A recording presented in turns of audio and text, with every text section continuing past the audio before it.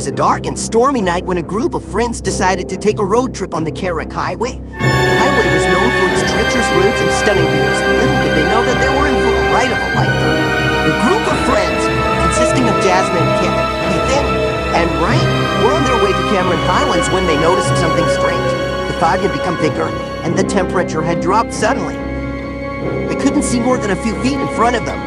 As they drove along the highway, they noticed that the trees on both sides of the road were unusually tall and dense. The darkness seemed to swallow them whole, and they felt as though they were driving through a tunnel of darkness.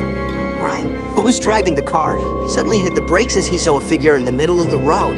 It was a woman, dressed in a white sari, and she appeared to be floating in midair.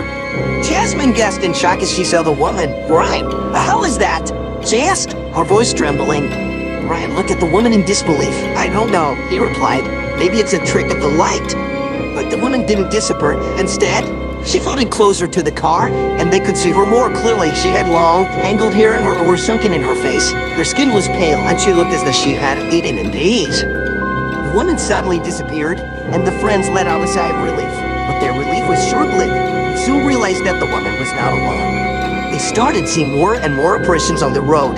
They saw a man on a bicycle, dressed in old-fashioned clothes, cycling towards them, but when he got closer, they saw that his eyes were gouged out. He then screamed in terror as he saw a little girl on the side of the road, dressed in a white dress, with her hair covering her face. She looked up, revealing a mouthful of sharp teeth. The friends were now in a state of panic. They didn't know what to do or where to go. They were lost in a world of darkness. Glenn suddenly remembered a story he had heard about the KARAK highway. It was said that the highway was built on an old graveyard, and the ghosts of the dead still haunted the road. He shared this with his friends, and they all fell silent. They were now driving on a road that was not just treacherous, but haunted as well. The apparitions continued to appear, and the friends started to lose their sanity. They didn't know what was real and what was not. They were trapped in a world of ghosts and darkness. Suddenly, the car started to shake violently, and they heard a loud thud. Ryan stopped the car, and they all got out, their hearts beating in their chests. As they stepped out of the car, they saw something that made their blood run cold.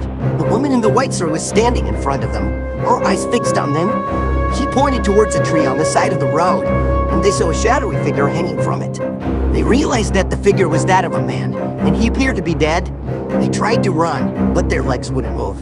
They were frozen in fear, and they knew that they were about to meet the same fate as the man in the tree. Suddenly, the woman in the white sari disappeared, and they heard a voice. It was a voice from beyond the grave, and it echoed through the darkness, filling them with terror. You have disturbed their peace, the voice said. You must pay for your trespass. The friends knew that they were in grave danger, and they started to run as fast as they could. But it was too late.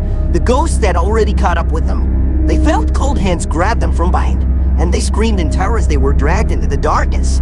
The next morning, a group of motorists found the car on the side of the road, abandoned. They searched the area but found no sign of the friends. It was said that the ghosts of the KARAK highway had claimed their souls, and they were doomed to roam the road for all eternity. From that day on, the KARAK highway was known as the Haunted Road, and no one dared to venture there after dark. The ghosts of the dead still roam the road, looking for their next victims, and no one knows when they will strike again.